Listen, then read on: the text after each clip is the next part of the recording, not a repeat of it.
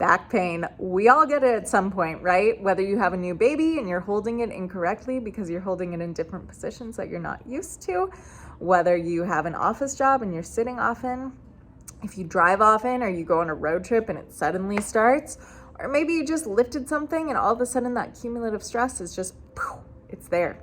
So I'm going to address today how to get into the specific muscle groups that can cause some back tension, how to lengthen them, strengthen them, stretch them.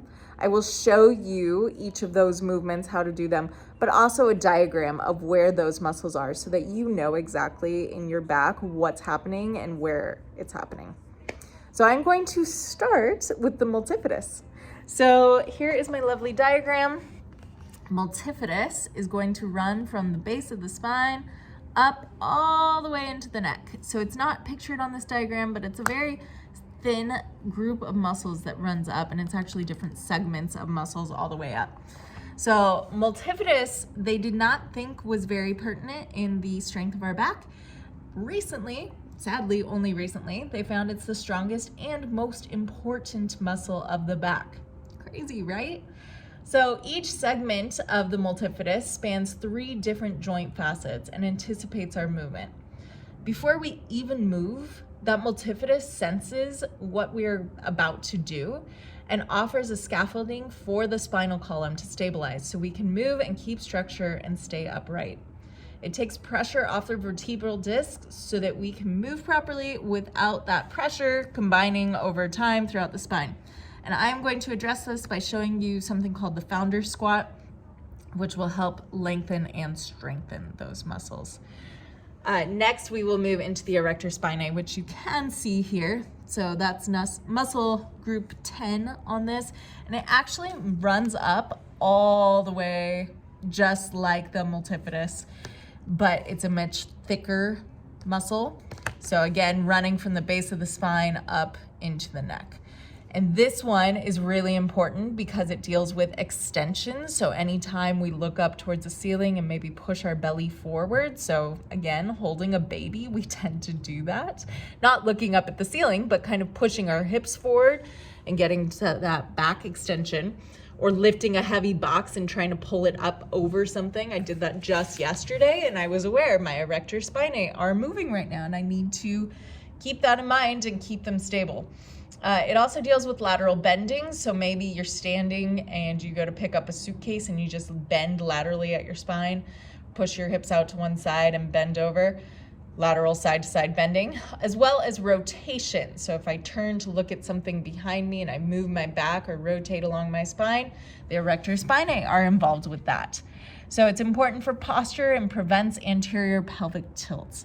The anterior pelvic tilt, that happens when people think, gosh, I'm in great shape, but my belly, my low belly just sticks out and maybe my low abdominals are really weak. Yeah, maybe they are, but they're also not going to get strong unless we strengthen this erector spinae. Because if this is not strong, you're still going to create this bulge in the belly. So we have to strengthen this to prevent that low back pain and to prevent the pelvic floor from rotating forward or anteriorly. And I will show you how to do that with some tennis ball rolling and stretching. The Quadratus lumborum. So we are going to move down here into the muscles of the posterior abdominal wall. Quadratus lumborum is group number 11 right here. You kind of got the light right on there. There we go. So there it is. Right here. So this muscle group runs along each side of the spinal column. It stabilizes the pelvis and lumbar spine. So again, just like the erector spinae, it deals with your side to side or lateral bending, as well as rotation. When we are seated for long periods of time, so whether we are driving, whether we are watching a movie, things like that, that muscle just holds that stiffness and gets shorter over time. So it doesn't like to lengthen out on its own. We have to be proactive about stretching that. Because if we don't, it's going to hold its stiffness, and over time, you are going to get really severe low back pain. So I will show you how to work on that Our last group of muscles, it's an actual group, is going to be the iliopsoas. So the iliopsoas is a combination of the iliacus, which is this muscle right here, as well as the psoas muscles. So major and minor psoas. Again, the light is right there. There we go. So right along here. So these group of muscles, the iliacus, it runs along the ridges of the pelvic bone and provides pelvic and hip stability. The psoas deals with hip flexion. So a lot of people say, gosh, I'm so tight in my psoas. I really need to stretch them out. Yeah, you can get really tight in the psoas and it is important to stretch them, but you can also be really weak in them. And as you get weak in this psoas muscle in the front, then our back starts to play into it. So we also have to deal with the weakness by strengthening and stabilizing through that muscle group. So again, I'm gonna go through all of these things by addressing something called a founder squat, which is going to work with our glutes, our hamstrings, as I'm setting you guys up so you can see, our glutes, our hamstrings, our low back, our upper back. We're going to deal with foam rolling. We'll go into all sorts of things. So let's set up. I'm going to have you start standing. You will need a lacrosse or a tennis ball. Tennis ball is going to give you a little more give. So it's going to be a little forgiving, which might be nice for your Quadratus Lumborum roll. But I would recommend getting a lacrosse ball if you don't have one. A baseball is probably going to be a little too hard, whereas a lacrosse ball is going to get in deep without being overwhelming. So lacrosse ball, tennis ball, probably your best bet for the rolling that I'm going to show you today. Let's start standing. Founder squat. I want you to come into a standing position. Your feet are a little over hip width apart. So if my hip bones are here, my feet are not directly underneath them, but just slightly out. I'm going to sit back with my hips like I'm reaching for the wall behind me. Think about lengthening up towards the ceiling. So I'm going to get this stretch in my hamstrings and then shifting the body weight forward into the whole foot. So my heels are not the only things activated here. I'm in the balls of my feet as well. Now I'm going to pull my rib cage down so I get this length in the back as well as strengthening in the front. I'm going to hold here, bring my arms down by my side, pull my shoulder blades down my back, tuck my chin, and look out about 4 feet ahead of me. Again, getting that length in the back of the legs, feeling those hamstrings get long.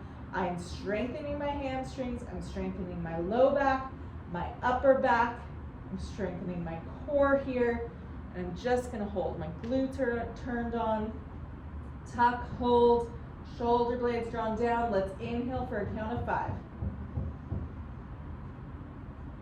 Exhale through the nose for 5. Inhale 5. Exhale 5.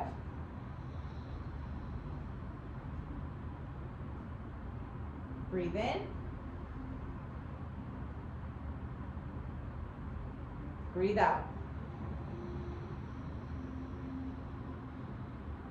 Inhale. Exhale. One more time. Breathe out. Bring those arms overhead, not changing anything else in the body. So my thumbs are pointing up, draw the shoulder blades down so I'm activating my lats. My rib cage is still pulled down, my stomach is tight, my hips are lifted, body weight is in the whole foot, not just the heels. Inhale. Looking 4 feet ahead of me. Exhale through the nose. Keep doing that. Inhaling 5, exhaling 5. Now you might feel this section, midsection of the back, getting a little tight. That's normal, okay? We're strengthening this right now. I don't want it to be painful, but if you feel like, ooh, yeah, that's working. There's a good and a bad pain, and you should know the difference. Your body should know the difference. So we're just holding here. Let's do one more big breath. Exhale. Hands come to the shins or upper thighs, wherever you can keep your back straight. Stick your butt out even more, maybe bend the knees a little bit. Push your hands into those shins or legs, wherever they are. Now breathe in. Breathe out. We're trying to breathe into our rib cage, east and west, laterally. Inhale. Fill the upper back. Exhale. Check in, shift the body weight forward if you've gotten into those heels. Inhale. Exhale, pull the shoulder blades down the back. Keep the shoulders away from the ears. You're not a turtle, you're not hiding in your shell. Inhale. Exhale. One more time. Breathe out. Lift those arms up into your Y, stand up and release. Good. So that's a founder squat. Really great if you could get 2 to 3 rounds of that. After you get into that, so that really worked our multifidus, which we talked about first, the first muscle group in the body, which runs along here, anticipates our movement, if I'm reminding you what we're doing. So next we're going to work on back extension to get into strengthening our glutes, our hamstrings, our erector spinae, and our multifidi. So I want you on your stomach. From here, I'm going to pull my hands down next to my chest or right underneath my shoulders. I'm going to squeeze my glutes, pull my inner thighs inward so they're touching. From here, stomach is tight, and I'm going to push into my hands, lifting up without my feet lifting. So I'm just getting into the back here. Tuck my chin, look out about 6 inches in front of me. Breathe in, breathe out. Breathe in, breathe out.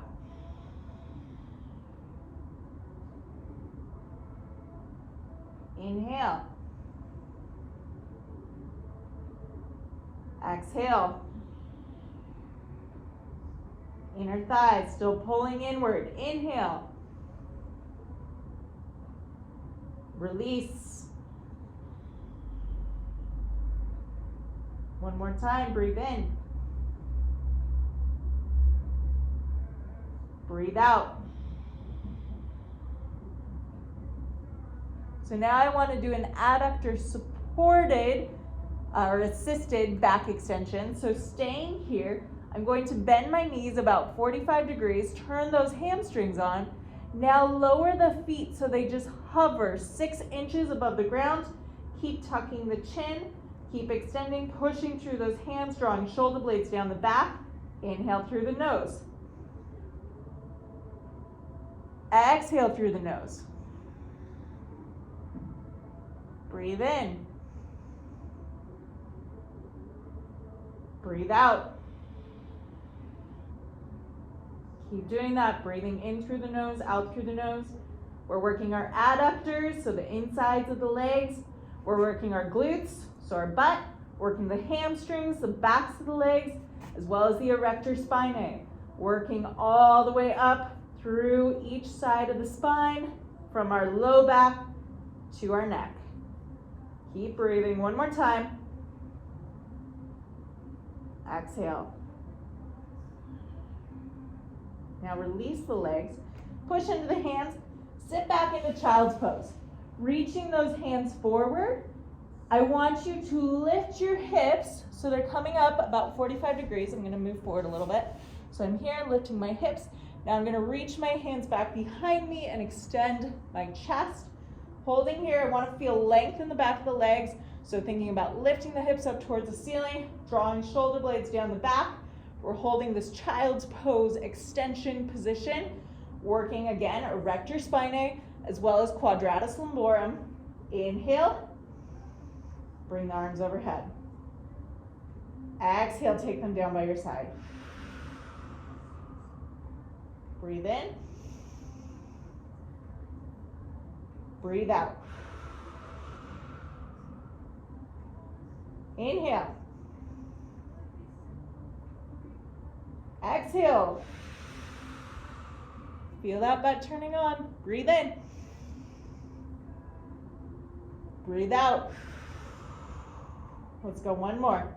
Inhale. Let it go.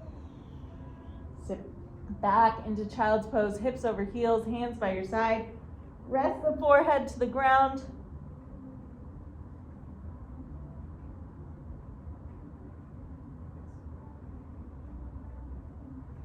And when you're ready, stand up. From here, we are going into a lunge stretch. We'll get some rotation. We're going to be working the Iliopsoas, so that iliacus and psoas group, as well as the Quadratus lumborum. So 1 foot forward, 1 foot back. You're holding this lunge position. I want that back heel to touch. So you'll notice when I stepped back, my heel was lifted and I kept moving it forward until my heel could touch. That's what you want to do. Like, step back, get into that lunge. Your heel doesn't touch, step it forward. Still doesn't touch, just a little bit at a time until your heel is in full contact. You should feel a nice stretch in that calf muscle and up through the hamstring. My front knee is bent slightly. So there's the side view. Front knee bent slightly into that lunge, back leg straight. And again, just trying to get as deep as you can into that lunge where that back heel can still touch. Okay, from here, so I've got this lunge position. Now I'm gonna take my top arm, opposite arm of the leg that's forward. So if my right leg is forward, my left arm is going to reach up overhead and hold this position. So I'm lengthening out the side of my body, getting into that psoas and iliacus, holding Quadratus lumborum, pushing away with that hip. Big breath in through the nose, out through the nose. Inhale. Exhale. Breathe in. Breathe out. Inhale. Exhale. Switch sides, do the same thing on the other side. Big breaths in through the nose, out through the nose. Last thing is going to be tennis ball rolling, or lacrosse. Quadratus lumborum, we're going to bring it right around here where I showed you that muscle group on the diagram. And then if it's on my right side, I'm crossing my right foot over my left knee. And I'm just gonna hold here. So I'll find any areas of tension, bring it up. I can bring my arms overhead, maybe pull the knees towards the chest, and just kind of release some of that tension, then find a new spot. Same thing. And you can do gentle rocks side to side, but be very gentle with that. Same thing on the other side, crossing the foot over, getting into the Quadratus lumborum. The last thing is going to be the Erector Spinae. So you'll get up against a wall, you'll find your spinal column and come to the side of it, and you're just gonna squat up and down against that wall, bringing the ball up and down along the sides of the spine to open up that muscle group. And I would do that 2 to 3 minutes per side with both Quadratus lumborum as well as the Erector Spinae. Go back through all of this and do 2 to 3 rounds of everything. Have fun with this. Good luck.